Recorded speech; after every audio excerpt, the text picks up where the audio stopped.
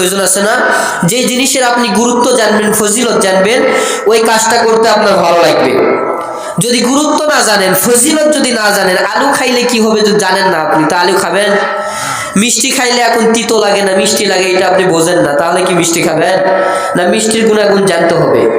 তো রমজানের গুণাগুণ সম্পর্কে আমরা কিছু জানবো, ফজিলত সম্পর্কে জানবো, এবং আমাদের পরবর্তী নবীদের উপরে এই রমজানের রোজাটা কতটা কঠিন ছিল এটাও জানবো ইনশাআল্লাহ। রাসূল সাল্লাল্লাহু আলাইহি ওয়াসাল্লামের উপর কোরআনের আয়াত নাজিল করা হলো।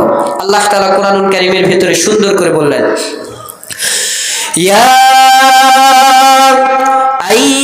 আইয়ুহাল্লাযীনা আমানু কুতিবা আলাইকুমুস সিয়ামু কামা কুতিবা আলাল্লাযীনা মিন ক্বাবলিকুম